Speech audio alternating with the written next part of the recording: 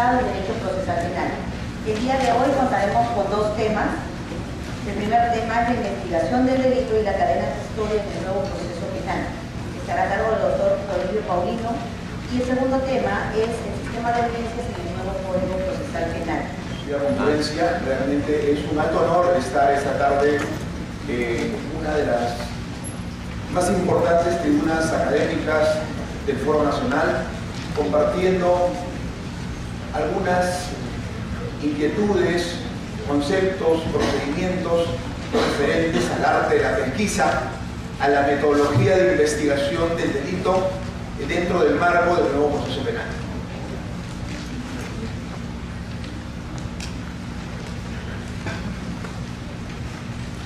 Hablar del sistema acusatorio, de la pesquisa, de la investigación del delito en este nuevo escenario de nuestro país amerita asumir nuevos desafíos, nuevos roles, en donde uno de los asuntos y aspectos nucleares en donde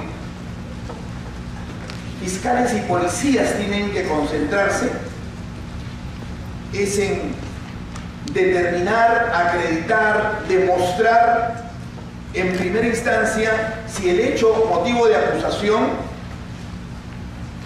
sucedió, se produjo de la manera en que el acusador, o sea el fiscal, afirma que aconteció. Porque no siempre es verdad. Podemos nosotros reconstruir un determinado hecho delictivo, pero este puede adolecer de los presupuestos, de las exigencias, podría tener una apreciación subjetiva, podría carecer de algunos elementos criminalísticos que la fortalezcan. Y por eso también debe quedar claro que en este nuevo escenario, donde fiscales y abogados defensores van a ingresar a una controversia probatoria importante, ambos asumen nuevos roles y por lo tanto se destruyen paradigmas importantes. En primer lugar, los fiscales pasan a ser magistrados de salón, de fiscales de escritorio, como decía bien con todo respeto, a asumir el rol de fiscales investigadores. El fiscal tiene hoy en día en el nuevo proceso penal una actividad muy dinámica. Tiene que ir a la escena, tiene que identificar fuentes de prueba para poder construir esa acusación que necesita, que debe tener un asidero objetivo, sólido, y mientras tanto la defensa también tiene un cambio de roles. El abogado defensor va a pasar del abogado litigante que conocemos tradicionalmente para convertirse en un abogado investigador, un abogado que también tiene que buscar información, tiene que identificar fuentes de prueba para poder diseñar una correcta estrategia de defensa. Por lo tanto, en esta controversia interesante se va a imponer entre la defensa y la fiscalía, se va a imponer quien conozca mejor la actividad probatoria, quien conozca mejor la teoría de indicios, quien tenga mejor cultura criminalística, conozca medicina legal, conozca la metodología de investigación criminal, particularmente cuando se trata de investigar delitos violentos, que son las modalidades donde más problemas tenemos. Y por lo tanto, en este nuevo proceso penal, donde el juez, a diferencia del sistema inquisitivo, no va a investigar, sino va a ser una autoridad neutral, ¿no es cierto?, donde deberá las partes convénzanme que ustedes tienen la razón. Señor fiscal, convénzame usted con sus argumentos que usted ha hecho una buena reconstrucción de los hechos. De igual manera, él le pedirá a la defensa, al abogado defensor, que exponga todos los componentes de su teoría del caso para poder refutar la teoría del caso de la Fiscalía. Y en esta nueva dinámica de roles, donde cada uno de los exponentes de las diferentes instituciones que participan en el nuevo proceso penal ya se ha venido presentando en algunos lugares donde este nuevo modelo, que no es tan nuevo, tiene más de 6 años, algunos inconvenientes referentes a los roles. Cuando hablamos de investigación del delito, hay que distinguir, desde mi punto de vista, la investigación estratégica de la investigación operativa. El investigador estratégico, el gran constructor del proceso penal, aquel que debe de identificar y diseñar todos los componentes necesarios para construir su teoría del caso, es decir, el componente fáctico, jurídico y probatorio, es el fiscal. Y en ese interés tiene que conocer el fiscal los grandes aportes que tiene hoy en día la metodología de investigación científica, la metodología de investigación criminal, la investigación criminalística como estrategia para colectar y recoger información. Mientras que el trabajo operativo, el trabajo ejecutivo, el trabajo de campo debe de encargársele a la Policía Nacional, a las unidades especializadas que realizan investigación del delito. Cuando esto no está claro, estimados amigos, hay graves problemas de roles que pueden herir mortalmente un proceso investigatorio. En resumen, para clarificar este asunto, diremos que quien decide, quien dispone el qué de la investigación, es decir, qué se va a investigar, debe ser el fiscal investigador a cargo de un caso. Mientras que el cómo se va a operar, cómo se va a investigar, debe estar a cargo del personal policial. Y en este nuevo proceso penal, los abogados que pasan a ser de abogados litigantes a abogados investigadores, que tienen que colectar y recoger también información, tienen que conocer las estrategias para poder recoger información, porque investigar es eso, es conocer técnicas que me permitan colectar ese insumo importante que es la información. En ese empeño, pues, los abogados defensores en el nuevo proceso penal tendrán que conocer todas las fases del proceso metodológico para supervisar, para monitorizar que todo lo que hacen fiscales y policías esté dentro del marco legal. Todas las actividades de pesquisa se encuentren enmarcadas dentro de los protocolos de actuación, porque si no es así, también tendremos razones fundadas para poder objetar el trabajo de fiscales y policías.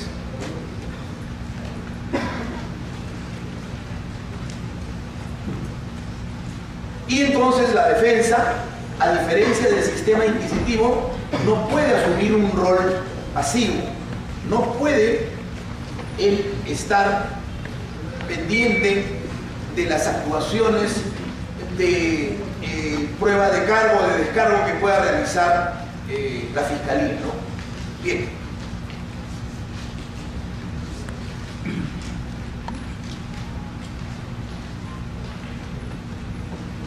El método general de investigación criminal es un método clásico que no ha cambiado con el advenimiento del nuevo proceso penal. Este mismo método lo utilizan todas las policías especializadas en el mundo, desde Scotland Yard, en Inglaterra, o la Sûreté en Francia, o el FBI. Tiene por objeto, a partir de la definición, la identificación de un problema de tipo criminal o delictivo en su primera fase preliminar, distinguir tres momentos importantes. El primero de ellos, el conocimiento de la noticia del delito, lo que quiere decir el conocimiento de la noticia criminal. El segundo, la comprobación del mismo. Y el tercero, que es el trabajo de diligencias preliminares en el lugar del hecho o en la escena del crimen. En esta primera fase del método general de investigación criminal encontramos diligencias preliminares en la escena. Es aquí, en este segmento, donde se van a desarrollar todas las actividades de criminalística esenciales y nucleares, a mi juicio, para poder avanzar en un proceso investigatorio serio, técnico y profesional. Aquí el trabajo comienza con la protección y el aislamiento de la escena. Esa escena, ese espacio físico que contiene indicios, evidencias, vestigios, huellas fundamentales para poder reconstruir un hecho de manera objetiva.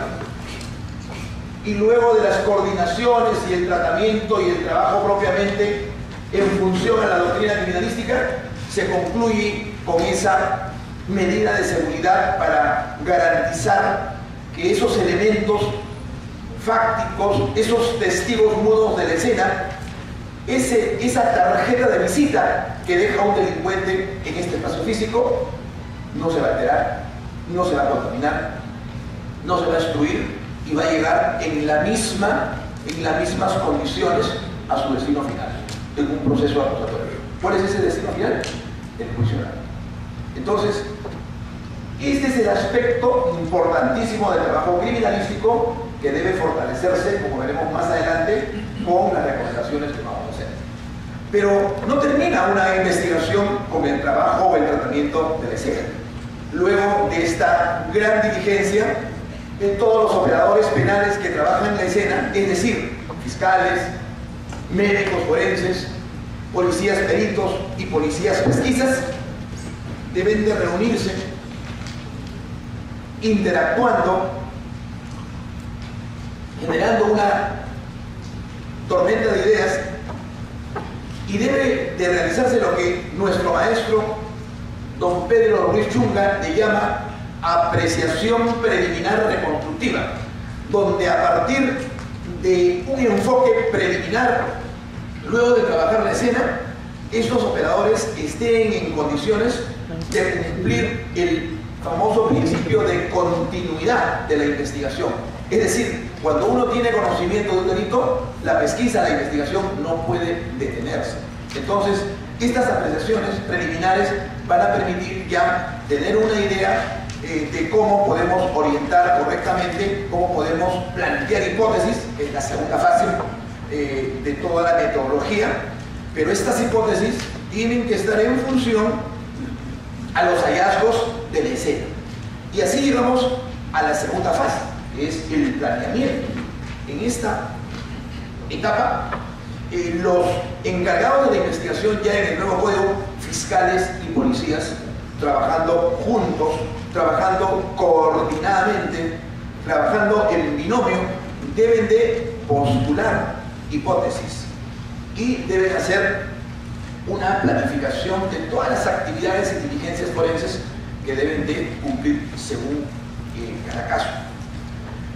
La tercera fase, denominada ejecutiva, nos va a dar la posibilidad de conocer a través de una serie de técnicas, como por ejemplo técnicas de entrevista, técnicas de interrogatorio, técnicas de registro. En estas pueden ser registros personales, vehiculares, domiciliarios, técnicas de seguimientos, trabajos de agentes encubiertos, que el nuevo código prevé, una serie de tareas operativas a cargo del policía especializado que tienen una sola finalidad: recoger información. Y la información es ese insumo importante en toda investigación del delito. Fiscales y policías que no tienen información no avanzarán.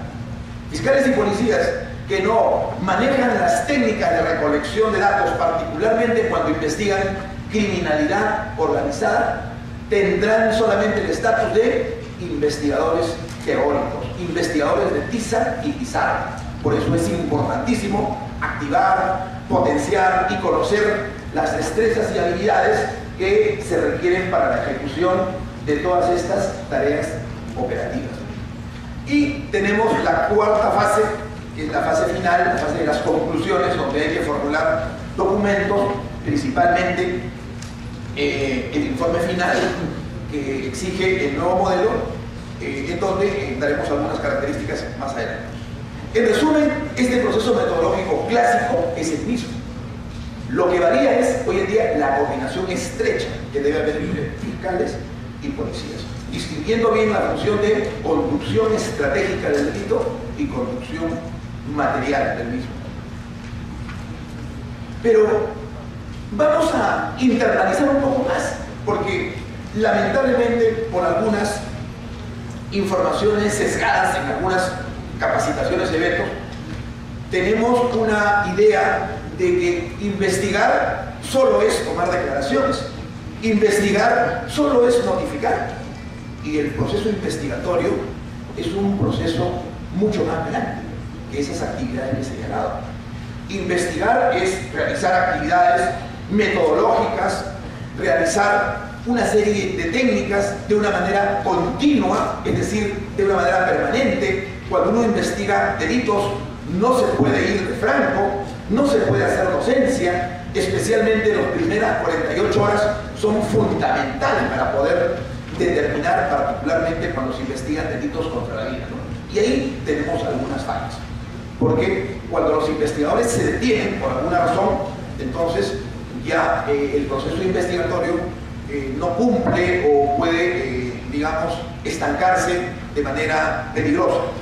El trabajo de investigación es un trabajo organizado, donde cada uno de los operadores no tienen por qué tener colisiones innecesarias, cada uno en su rol, inclusive dentro de los operadores policiales, aquellos que van a trabajar la escena, aquellos que van a manejar colaboradores o fuentes humanas, llamados también confidentes, informantes, aquellos que van a hacer trabajos de allanamiento de domicilio, seguimiento, todo debe ser organizado. La investigación del delito, estimados doctores, es un trabajo especializado, para fiscales especializados, para abogados especializados, que conozcan los aportes de la medicina legal, de la tanatología forense, de la lesionología, que sepan investigar casos de intoxicación, de muertes violentas, suicidas, homicidas, accidentales, que conozcan criminalística, que sepan de balística, trayectorias, distancias. Es un trabajo altamente especializado. Pero también es un trabajo analítico, en donde va a primar, va a tener un peso muy importante en la capacidad de discernimiento que tengan los abogados, los fiscales, los policías, para hacer análisis criminalístico, por ejemplo, ¿no? A partir del hallazgo de un cadáver, de la verificación, de la comprobación de un occiso, donde los peritos indican o los médicos afirman que presenta 10 impactos de bala, ¿no? Ponernos a pensar, ¿y por qué le dispararon 10 tiros en la cabeza? ¿Será un crimen pasional? ¿El móvil habrá sido el robo? No, porque ahí tiene sus efectos personales. Por ejemplo, estamos frente a un caso de venganza, de sicariato, homicidio por encargo. La capacidad analítica es muy importante. Las puertas, las cerraduras presentan signos de fractura, presentan signos de violencia. No, dice el perito, no presentan ninguna de esas características. Análisis, razonamiento, discernimiento. El homicida tenía acceso al recinto, la víctima le facilitó el ingreso al mismo. Entonces la capacidad deductiva, inductiva, para realizar inferencias va a ser fundamental en la investigación del delito. Y reitero, sin información no tenemos la posibilidad de avanzar. Y la metodología de investigación científica me va a permitir conectar, recuperar, capturar esa información. Pero citemos un ejemplo, porque los ejemplos hablan mucho más que la teoría. El día de los hechos había 3 chicos de 18 y 19 años que llevaban licor un día de semana en la puerta de su casa, en un populoso distrito de Lima. 3:30 de la madrugada. Están con la música a todo volumen, estridente, etc. Sale su vecino del frente, escoltado con su señor esposo y su señorita hija, y le dice: jóvenes, apaguen el mini componente que no puedo dormir. Uno de los chicos, eran 3, A, B y C, le hace un faltamiento de palabra. El señor enervado desciende, segundo piso, cruza el pasaje iluminado y llega hasta donde están los chicos y le dice: yo te voy a enseñar a respetar, y lo coge de la camisa, del cuello de su camisa, y lo zamaquea. Y en esas circunstancias el chico A le lanza un golpe de puño que le impacta en la hemicara izquierda, y delante de los testigos en referencia, esposa, hija y el chico B y C, el señor se desmaya, pierde. ¿Qué pierde, doctores? ¿La conciencia o el conocimiento? ¿Qué pierde, doctores? ¿La conciencia o el conocimiento? Pierde la conciencia. El conocimiento pierde lo que no estudia. Pierde la conciencia, lo llevan al hospital más cercano y llegó cadáver. Pregunta del auditorio forense de esta noche: ¿se puede matar de un golpe de puño? No hay quórum, doctores. ¿Se puede matar de un golpe de puño? Abogados investigadores, análisis. Doctores, ustedes no pueden resolver el caso, ¿y saben por qué? Porque no tienen información. Porque yo no les he dicho las características de los protagonistas. ¿Sí o no? Porque una cosa es un puñetazo o una puñada de un moreno de un sambo de 2 metros, como ese boxeador norteamericano Mike Tyson, y otra cosa es un puñete de un chico de 1,55 m, famélico, raquítico, flaquito. Y en este caso, el chico que lanzó la puñada del chico A era así, bien delgadito, ¿no? Y más bien el señor que recibió el golpe medía 1,85 m, era de altura atlética, según su familia no tenía antecedentes de enfermedad, salía a hacer su fútbol. ¿Se puede o no se puede? Entonces, en este caso, por ejemplo, el señor tenía un cuadro instalado con anterioridad al evento, lo que los médicos forenses le llaman con causas preexistentes. Tenía un cuadro de un accidente cerebrovascular, más conocido como aneurisma.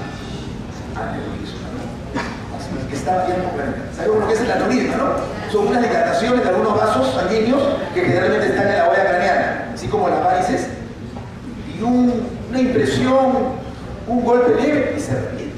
Produce una hemorragia intracraniana de pronóstico malísimo. Entonces aquí, en este caso concreto, el chico fue autor de la muerte, corroborado por el informe pericial de morgue. Le dijo: la causa de muerte no fue el cuerpo, la causa de muerte fue la ruptura que se necesita. Actividades especializadas, para policías especializadas, para fiscales especializados. Obviamente en este caso concreto, los 3 chicos fueron detenidos, ¿no? Y a buscar un abogado que conozca la medicina legal, de análisis criminalístico, que no abunda, escasea. Entonces, la investigación criminal, les quiero decir, porque no es una actividad empírica, no es una actividad profana, no es una actividad artesanal.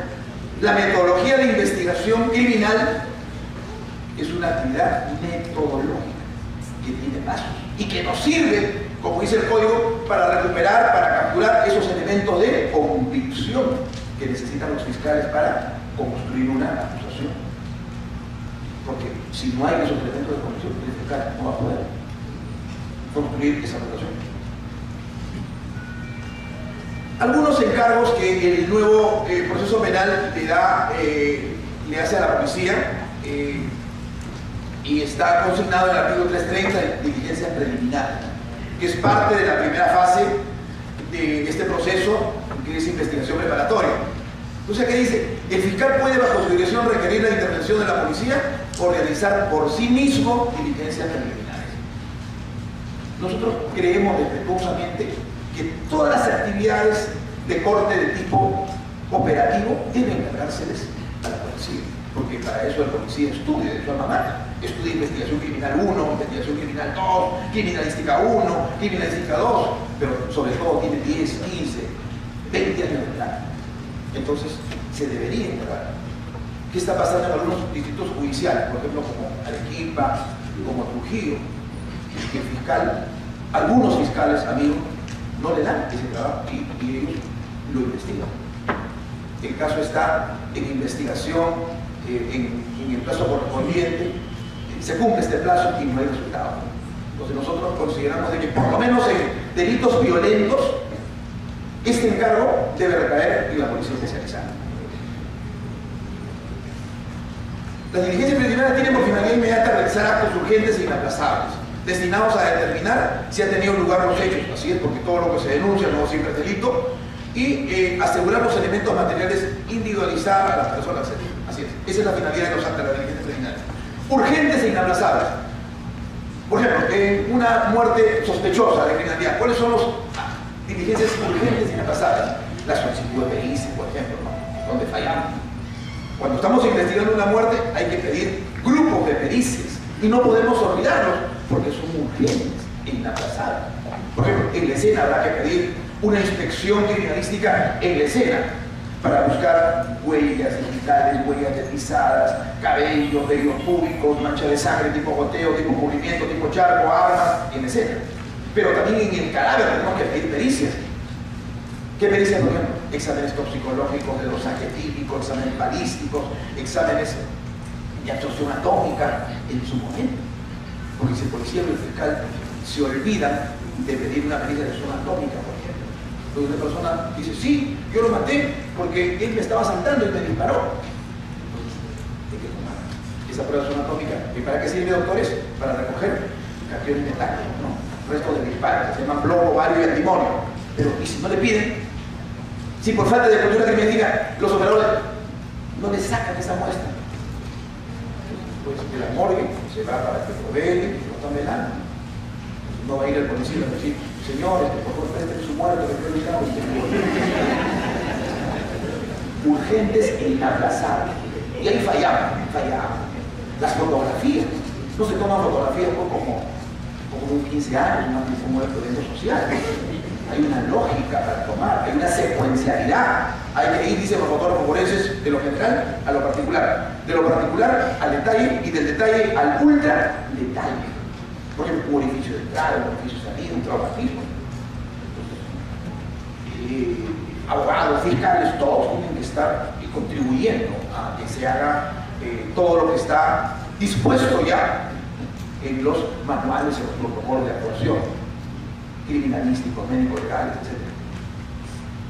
El fiscal, al tener conocimiento de un delito, podrá constituirse al lugar de los hechos. Tiene que constituirse al lugar de los hechos, por supuesto, porque ahí vamos a encontrar la obra del criminal, vamos a encontrar su firma, vamos a encontrar la información.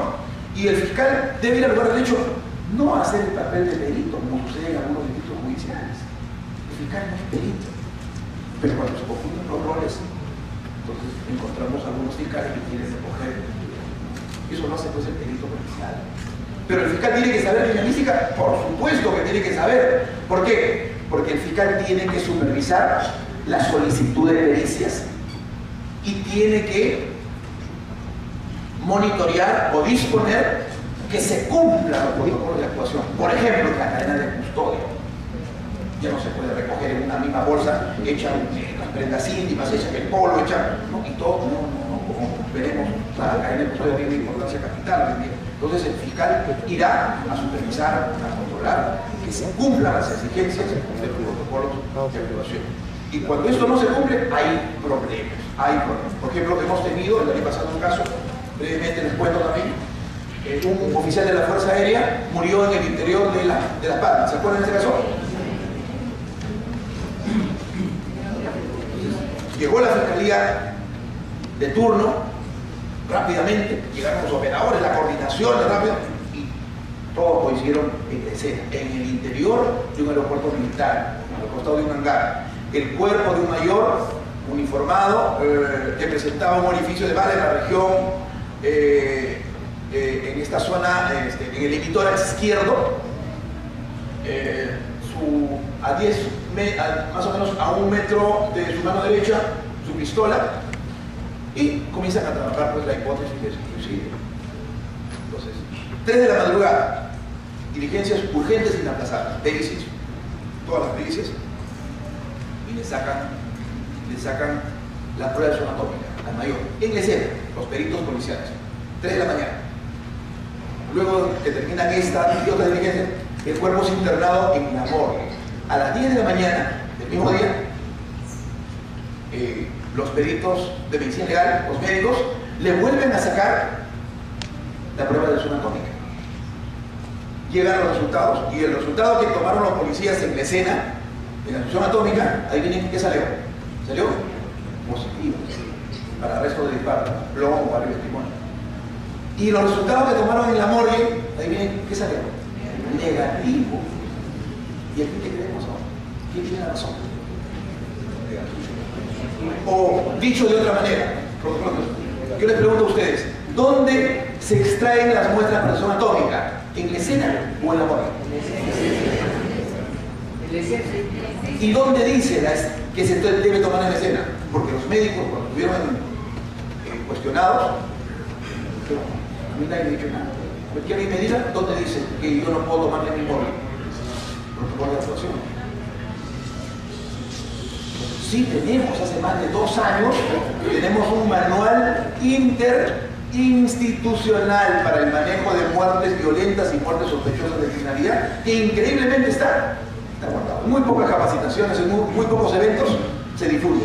Y ahí dice bien clarito en el número 5 que las pericias se toman en la escena.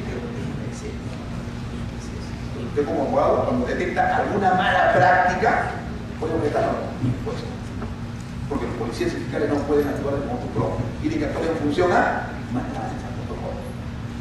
Entonces, por eso es importante que los fiscales vayan a la escena, supervisen esto, no como algunos me dicen, no, que el fiscal es el jefe de la policía, no. Fiscales y policías trabajando estrechamente, pero en una línea de horizontalidad, cada uno en su lugar, sin colisiones innecesarias. La investigación del Ministerio Público en la investigación deberá tener los elementos de conclusión, por supuesto, necesarios para la acreditación. Si no hay evidencias, no hay caso. Es fundamental eso. Si no hay elementos de convicción, no se puede construir nada. Si no hay información, no hay investigación. La investigación del delito. El fiscal, cuando tenga noticia del delito, realizará la primera diligencia criminal o dispondrá que realice la policía, por supuesto. Cuando tenemos la posibilidad de conocer la noticia criminal, hay que, como dice Mario Rodríguez Hurtado, hay que exprimir al denunciante. Detalles, dónde fue, cómo fue, todo. Y ahí también fallamos. Las denuncias son muy escuetas, o demora, ¿no? No olvidamos que el tiempo que pasa es la verdad que huye. La receptividad de denuncias es fundamental. Corresponde al fiscal decidir la estrategia de investigación adecuada, así es, pero zona fiscal, el fiscal llamará pues a su detective, a su oficial de caso, y le dirá, yo necesito tal y tal evidencia, y para poder construir yo mi teoría del caso, y usted tiene que buscar esa información. Entonces, consideramos una estrategia de investigación adecuada, deben hacerla los dos, ¿cierto? Con esa visión jurídica, el fiscal, y con ese aporte, ese componente operativo, el policía de campo. Algunas atribuciones de la policía en este nuevo proceso penal: recibir denuncias, así como tomar declaraciones, vigilar y proteger el lugar de los hechos, por supuesto, ¿no? Hemos mejorado, pero todavía no hemos aprendido en un 100% a proteger los lugares del hecho, y todavía hay demoras. Los comisarios, estamos insistiendo con los comisarios. El comisario debe conocer, debe constituirse por los medios más rápidos, debe tener capacidad de respuesta, debe de conocer su jurisdicción, un comisario policial como su casa. Sin embargo, todavía hay algunos retardos, ¿no? Por falta de comunicaciones. Y nosotros, pues, sea el día que sea de la semana, tenemos ciudadanos que con una curiosidad casi morbosa están ahí, se acercan y pueden determinarse algunos elementos, alguna fuente de prueba. Practicar el registro de personas y prestar el auxilio de que quieran las víctimas de delitos, por supuesto. Recoger y conservar los objetos, instrumentos relacionados con delito, recogerlo, pero de acuerdo al protocolo, con su cadena de custodia. Levantar planos, tomar fotografías o grabaciones. Hoy en día tenemos la posibilidad de una serie de elementos electrónicos que facilitan estas tareas. Capturar a los presuntos autores en caso de flagrancia, informándose de sus derechos, asegurar documentos privados que puedan servir, allanar locales, efectuar bajo inventario incautaciones necesarias en delitos flagrante. Y aquí tenemos un problema: efectuar incautación. Por falta de capacitación también no está del todo estandarizado. Por ejemplo, un caso, ¿no? Un policía está persiguiendo a un arrebatador que acaba de apoderarse de un celular BlackBerry que vale 1.500 soles, de la última versión, así como tienen ustedes. Lo persigue, el arrebatador entra a un callejón sin salida y ve que está perdido, y dice: ya jefecito, ya perdí. Y delante del policía lanza el celular, lo lanza. Preguntas: ¿qué tipo de acta hay que levantar?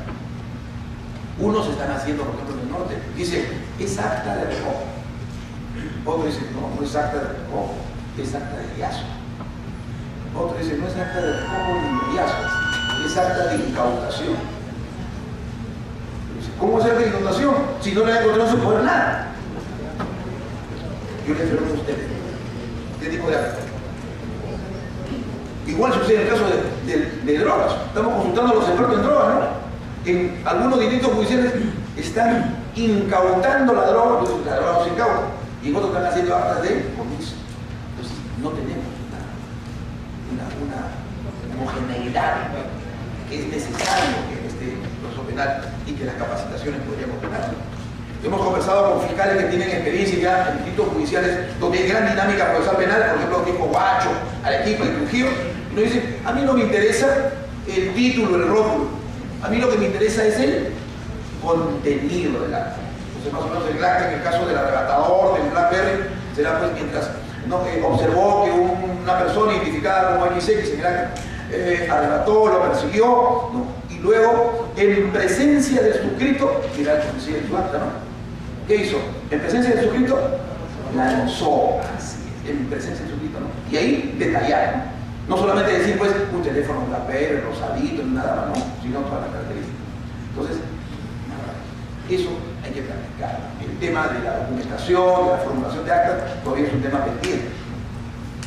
Recibir la manifestación de los presuntos autores, reunir cuánta información adicional de urgencia permite a la criminalística para poner a disposición del fiscal, criminalística, especialmente delitos violentos, fundamental.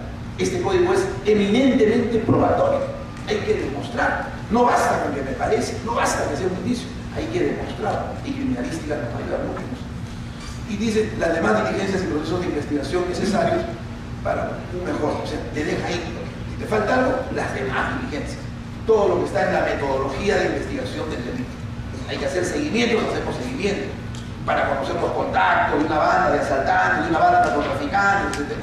Las demás diligencias. En resumen, yo pienso particularmente, y tengo una vistosa discrepancia con muchos colegas de investigación criminal, que este código castra, este código mutila. Yo creo que es un buen código, pero lamentablemente por situaciones mezquinas, por situaciones políticas y situaciones presupuestales, no todos los operadores, especialmente los amigos de la Policía Nacional, han tenido la oportunidad de capacitarse, ¿no? Y en estos momentos tenemos aún, a 6 años ya del nuevo código, que no es tan nuevo, serios inconvenientes que es necesario superar.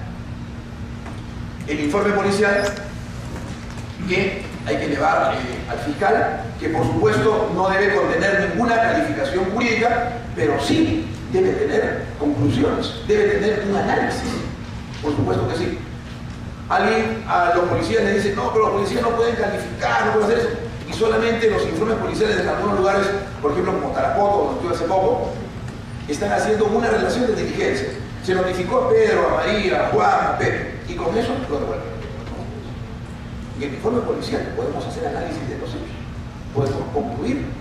Claro, no vamos a hacer una relación jurídica, por supuesto, pero yo le digo que en el informe le puedo decir: Pepe mató a Juan porque se encontró explosión atómica en sus manos, produjo varios testimonios, porque se ubicó a 2 testigos, porque se le encontró sangre del mismo grupo del mismo grupo de la víctima. ¿Se puede? Por supuesto que sí.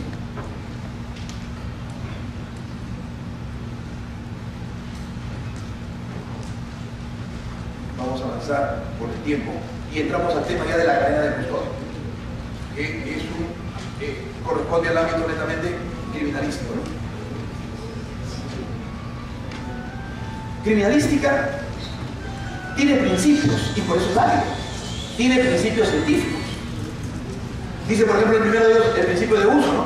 Para destruir la vida de una persona, el homicida, el criminal, va a utilizar un agente vulnerable de cualquier característica. También el principio de intercambio o principio de transferencia nos dice que va a haber una transferencia entre indicios que le va a vertir la víctima al victimario y la victimario a la víctima, pero también van a dejar indicios importantes en escena.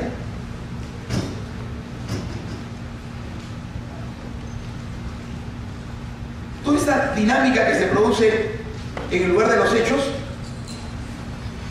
nos permite, cuando investigamos este escenario, recoger información. Pero esa información hay que tratarla convenientemente, como ya lo hemos dicho.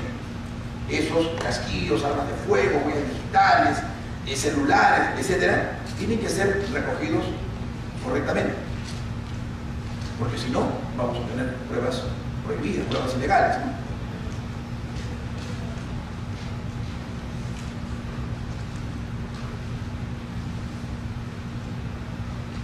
Y por eso es importante proteger en primer lugar, la primera regla de oro es proteger la escena. Proteger la escena. Ahí, por ejemplo, les muestro una foto. A ver, observen. No miren, ¿eh? Dicen, todos pueden mirar, pero muy pocos pueden observar. La observación es una operación que va más allá de colocar los globos oculares en un objeto determinado, ¿no? El abogado que observa se concentra en detalles, minucias, vestigios. Entonces, ahí hay muchas fallas en esa protección, ¿vale? ¿Qué le falta a esa escena para que esté bien protegido? ¿Está asegurada? No está asegurada. No está asegurada. La gente está muy cercana. ¿Sí? Otra falla. ¿Qué le falta al amigo médico? Cuadro. Así es. La regla es estar concentrado, ¿no? ¿Nuestro amigo fiscal está concentrado? No está concentrado. El que sí está bien concentrado es el mejor amigo del hombre.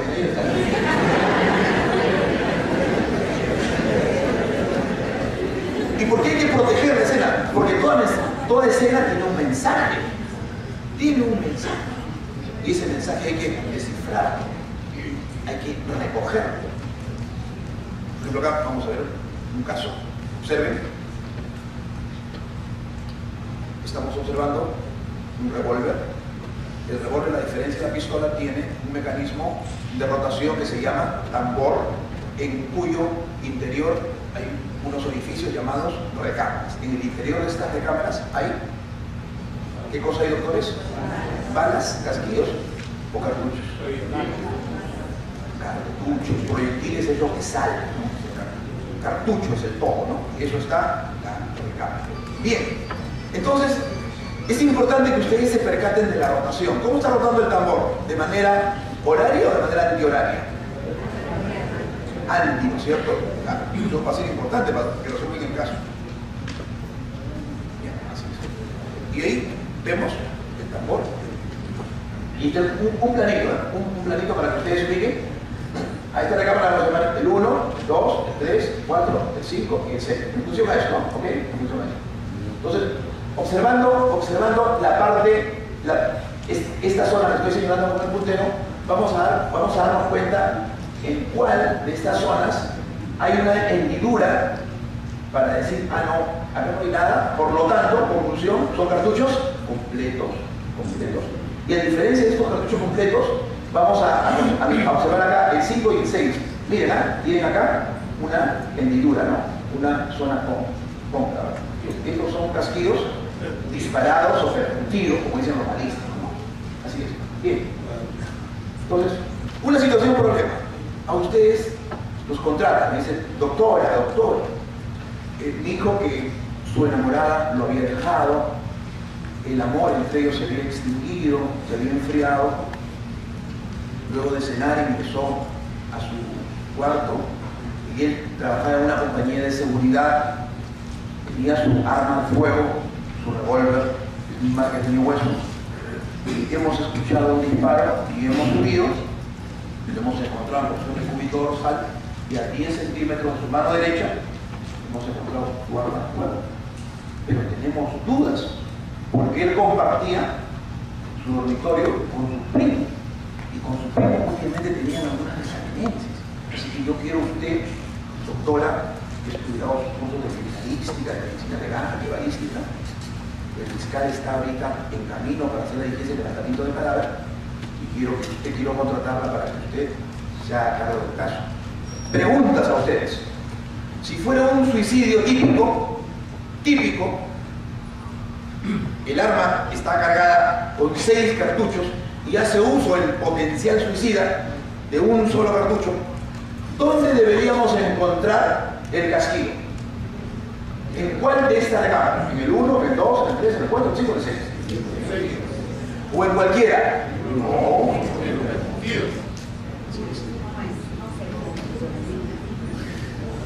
Balística básica, estimados doctores. Para hacerlo más facilito, ¿en el 2 o en el 6? Tienen que acordarse de eso, ¿ah? Tienen que acordarse de eso.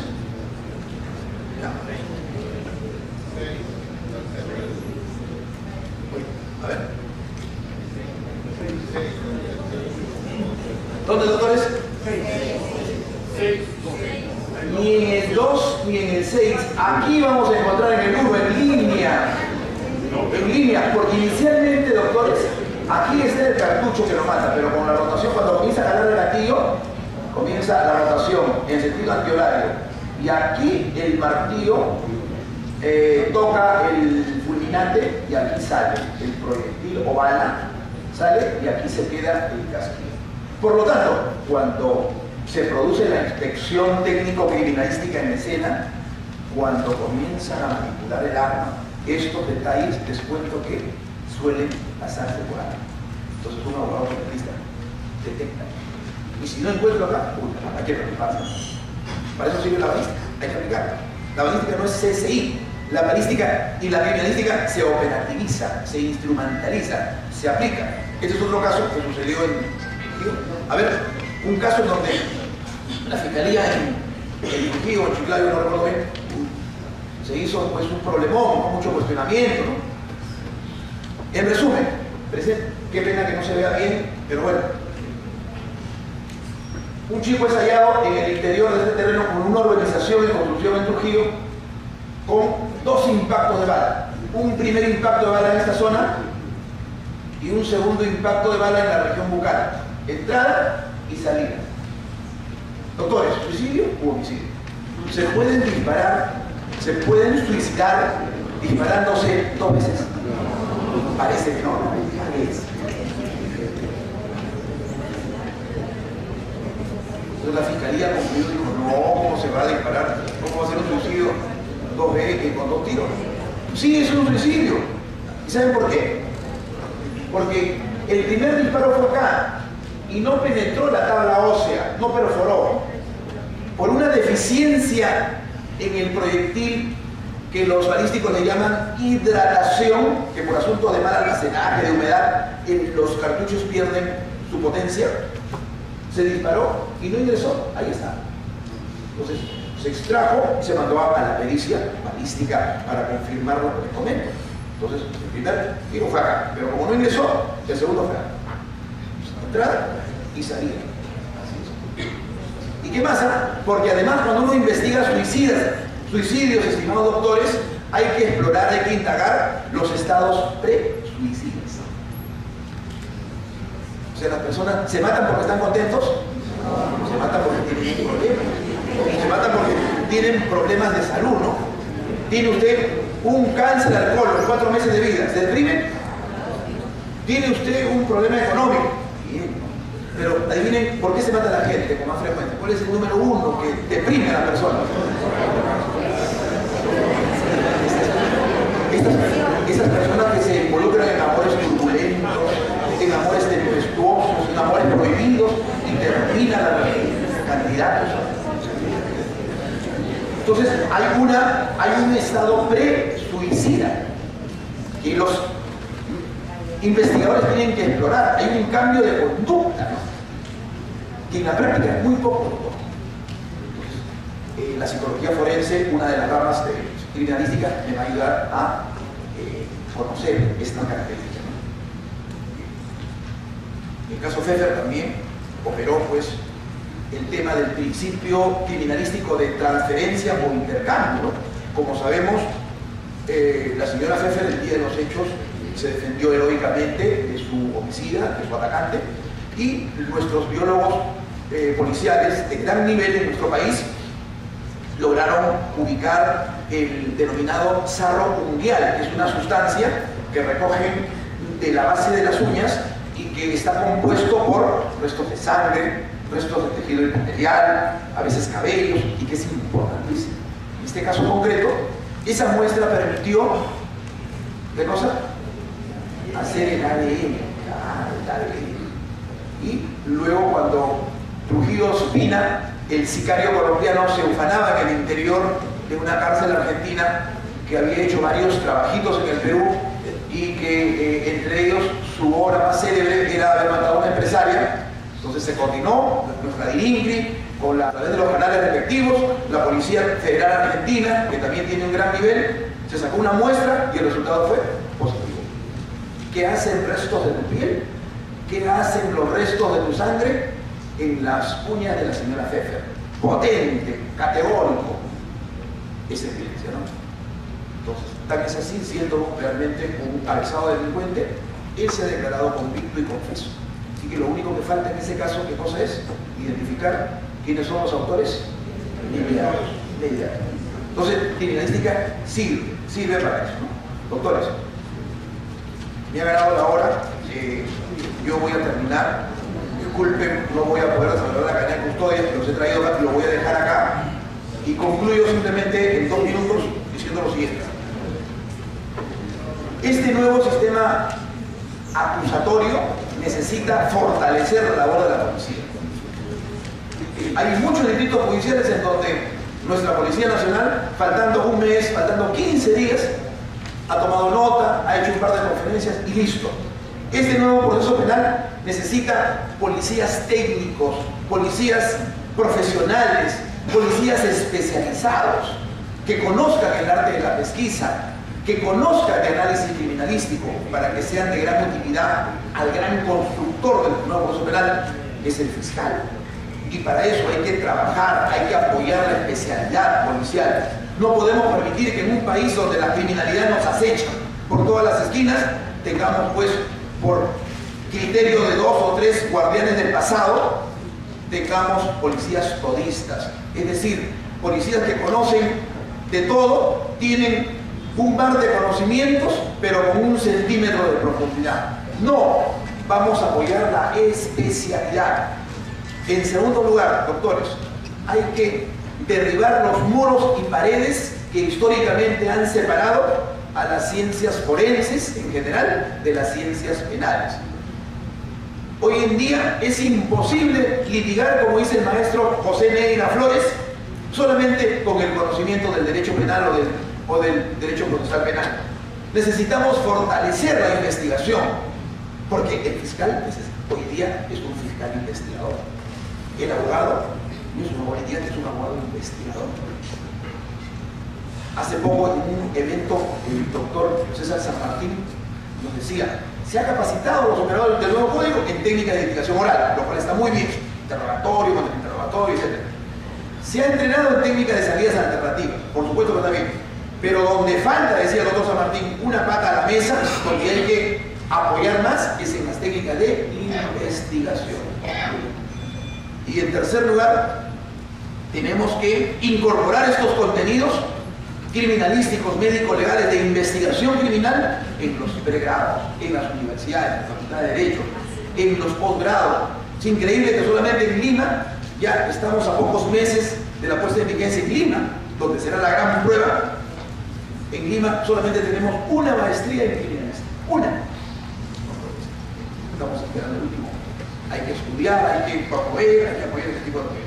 Y en tercer lugar, hay que invertir en laboratorios de criminalística. No es posible, por ejemplo, que Huacho, donde hay 6 años de la reforma, Huacho no tenga todavía un buen laboratorio de criminalística. Los fiscales lo están haciendo. Los fiscales han gerenciado, tienen mayor capacidad de gestión, pero también tienen equipos, instalaciones, pero tienen un problema, no tienen delitos. O sea, hay distritos judiciales en donde el fiscal no sabe si pedir apoyo criminalístico al Instituto de Medicina Legal o a la Policía Nacional. Pues, este tipo de condiciones no puede darse, no puede ser. Finalmente, amigos, la justicia no es un asunto de abogados. La justicia penal en nuestro país es un valor supremo al cual la sociedad en su conjunto aspira. Y si los delitos no se esclarecen, va a haber impunidad. Y si hay impunidad, puede comenzar la justicia popular. Por lo tanto, todos debemos involucrarnos en esta gran cosa, en esta gran tarea. Viéndolos a ustedes, me acuerdo cuando yo también escuchaba mis clases en mi alma mater, Aramburú 550, Centro de Instrucción de la Policía de Investigaciones. La diferencia es que mientras yo escuché a los grandes maestros, esta noche ustedes han escuchado a este modesto servidor. Muchas gracias.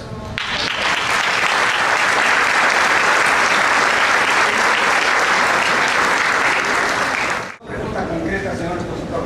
Una, relacionada a la nueva ley de la Policía Nacional. Dentro de sus atribuciones señalan, o funciones señalan, la prevención, la investigación y la denuncia de delitos y faltas. ¿Qué significa esto? Significa reglamentar esta ley, darle esa capacidad de denuncia como lo tuvo en su momento sin aplicación del nuevo Código Procesal Penal. Y la siguiente pregunta es si el Ministerio Público, que se dice es el gran estratega de la investigación de delitos, la pregunta es si el Ministerio Público está en capacidad de conducir la investigación del delito o es una dirección al punto de vista netamente jurídico. Muchas gracias. Yo creo que la aplicación progresiva del nuevo modelo procesal penal es una corriente moderna que todos los países democráticos están incorporando.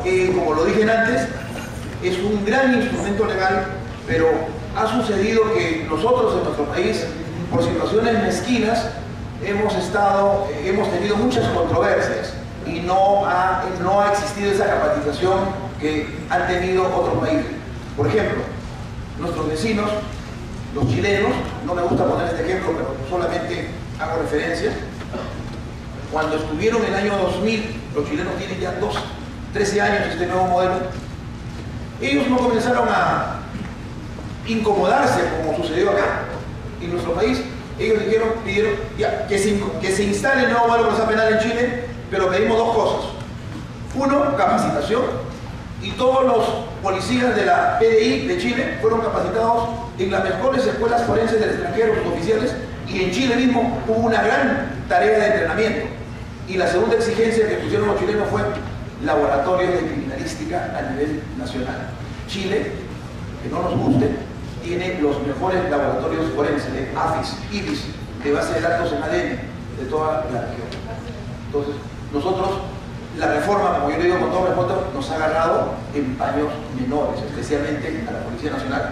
Eso no ha debido suceder. Hemos debido nosotros estar a la altura, hemos debido capacitarnos otra vez. Esa es mi posición personal. Y yo creo que los fiscales, por supuesto, que ellos están en condiciones de conducir jurídicamente, de ser los grandes constructores del nuevo proceso penal. Ellos son los que van a llevar a juicio el caso.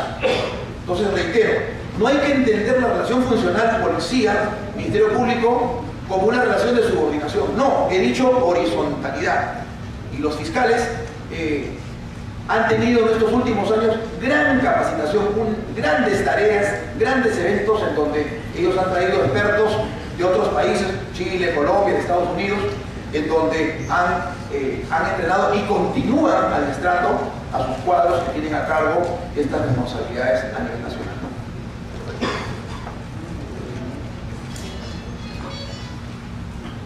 Bueno, muchas gracias.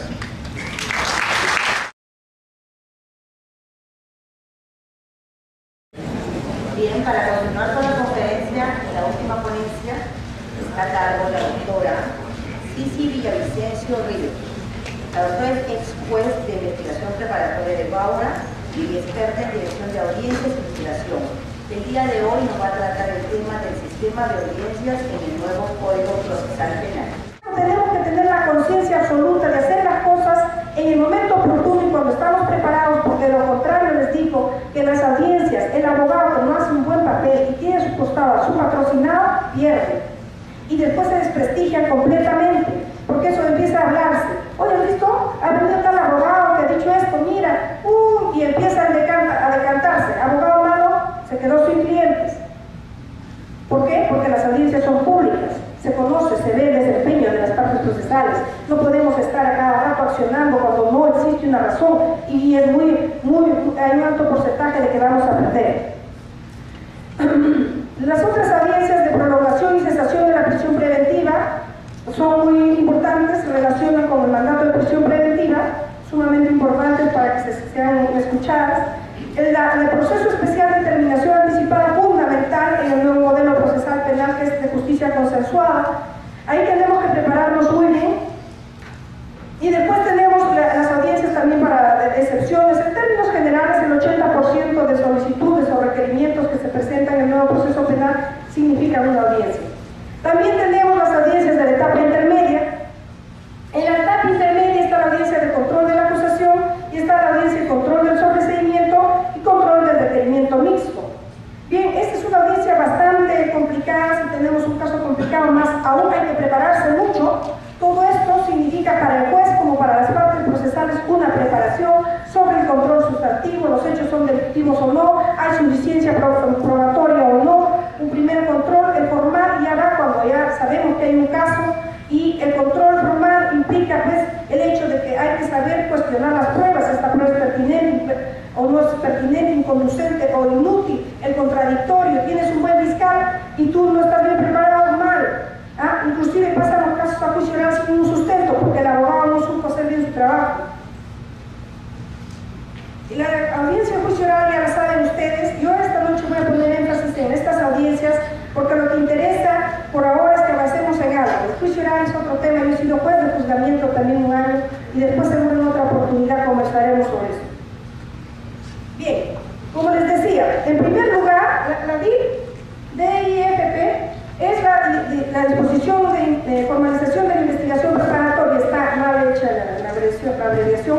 Esta tiene que ser clara, precisa y concreta, no puede ser oscura, porque si es oscura vulnera derechos fundamentales, pero les voy a decir que en los casos de la vida real los abogados dejan pasar nomás, parece que no encuentran un alivio con ganar su caso rápidamente, pasa, entonces hay procesos arbitrarios y después vienen las absoluciones y toda la carga recae al Poder Judicial porque absolvió. En este caso es evidente muchas veces que esta formalización, que es la madre del cordero, si no está bien hecha, no tenemos caso. Entonces hay que hacer uso de los recursos que el código da.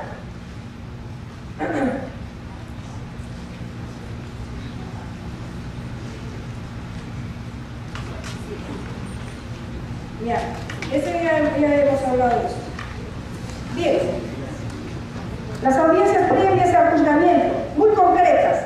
Nosotros tenemos etapas ahí. En primer lugar, el juez se acredita y las partes procesales se acreditan. Dígale, señor, se presenta usted, mis nombres y apellidos tal, mi colegiatura tal, usted no lo va a ver en esa audiencia. Luego viene la exposición oral de ambas partes, muy breve, la réplica y después la resolución judicial. Es muy importante que ustedes comprendan en qué consiste el control judicial. El control judicial consiste en que el juez controla la legalidad de la actividad fiscal a través del control de la legalidad de los requerimientos que éste formula.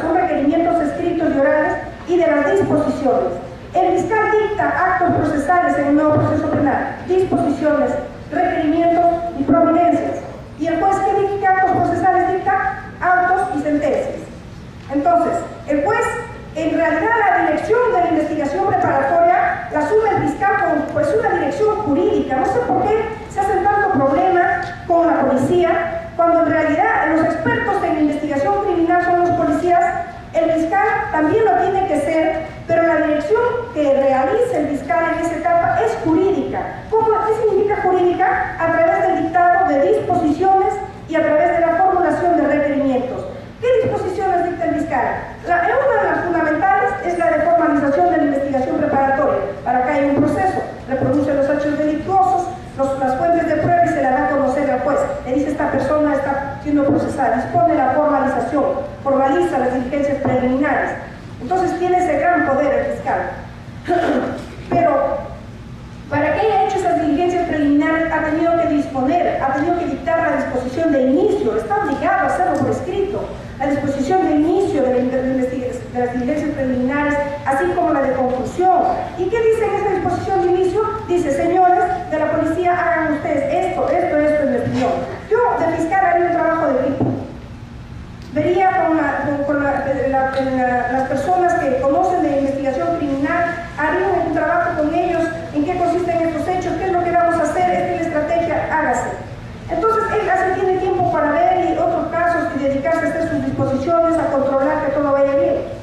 Por eso es que en realidad no se necesita multiplicar o centuplicar el número de fiscales que intervendrían en Lima, pero no sé en realidad cómo piensan, pero les estoy diciendo lo que yo considero.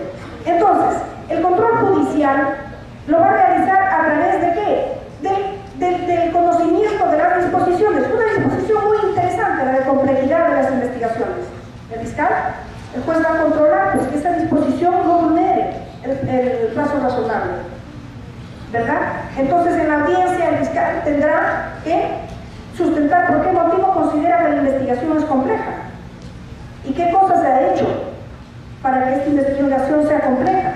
Y uno de los controles que realiza el juez, si es que no controló los hechos que dicta la disposición de formalización, es si en esos, porque en todas las intervenciones fiscales, este va a tener que describir los hechos delictuosos necesariamente, porque el juez no sabe nada. Entonces va a tener que decir, señor, en este caso los hechos son tales, y yo he dictado la complejidad por tal y cual razón. Entonces hay muchas oportunidades para que el juez controle la legalidad. Primero, de los hechos son delictuosos o no son delictuosos. No son delictuosos, el juez puede deducir una excepción de improcedencia de acción de oficio. Puede también el abogado pedir que se deduzca esa excepción, pero ese no es el momento. Estamos hablando de que en realidad tiene que controlar la legalidad de los hechos delictuosos, que estén adscritos, estén subsumidos en un tipo penal. Después, ¿qué más va a controlar? Va a controlar que exista suficiencia en los elementos de convicción o fuentes de prueba, digo yo. Es decir, que haya pues, actos de investigación suficientes que haya realizado la Fiscalía que nos lleven a concluir que el imputado está razonablemente vinculado como autor al delito que se le imputa. ¿Ya? Hay un principio de razonabilidad. Por otro lado, también el juez, en el caso del control del requerimiento de prisión preventiva o de una medida restrictiva de derechos, también controlará la proporcionalidad de la medida que se ha tomado o que se está solicitando. Ese control va a ser de la legalidad de la actividad fiscal que se reproduce en disposiciones y requerimientos por escrito. Y que sustenta oralmente, ¿no? Bien, también en el requerimiento para la aplicación del proceso especial de determinación anticipada, ¿cómo va a controlar? Va a controlar la legalidad de la pena y la reparación civil, ¿verdad? También la suficiencia de los elementos de convicción y que los hechos sean delictuosos. Ese es otro tipo de control. También en la audiencia de tutela de derechos va a controlar que si se ha producido o no un agravio de los derechos fundamentales. También controlará si es que existen los hechos delictuosos y las fuentes de prueba que sustente ese proceso. El control que realiza en la audiencia de control de la acusación es otro. Ya, eso lo vamos a ver después. Bien, ahora, ¿qué controla? Los elementos de convicción o fuentes de prueba que tanto los abogados ofrecen para que realice el fiscal o de parte, como los que realiza el fiscal, tienen que guardar las mismas características que los medios de prueba, o sea, pertinencia. que existe una relación lógica entre el elemento y el hecho por probar, es decir, que guarde relación con los hechos criminales que se imputan. De lo contrario, resulta una prueba impertinente cuando nosotros estamos hablando de unas fuentes de prueba que se refieren a otras cosas. Es así de simple. O sea, hay un análisis lógico simple. También la conducencia. La conducencia es la legalidad. Es decir, que estas pruebas, si a usted le están diciendo, señor, que usted tiene que acreditar el nacimiento o el matrimonio de dos personas a través de una partida que tiene que ser evacuada por registros civiles, no puede ofrecerle a mí usted un simple papel. Esa prueba que usted me ofrece, que no guarda las formalidades de ley, es una prueba inconducente de plano. ¿Ya? Por otro lado, la utilidad, exactamente igual. Esta prueba, esta es la útil. Es decir, si usted me está hablando de situaciones de contabilidad, no me puede ofrecer un testigo, ofrézcame un perito. Porque un testigo es inútil. Así conozca, lo que se tiene que ofrecer es el perito. Entonces, hay un raciocinio también lógico que el pueblo que está en una audiencia entiende que tiene que desarrollarse respecto de los elementos de convicción. Este control lo realiza el juez.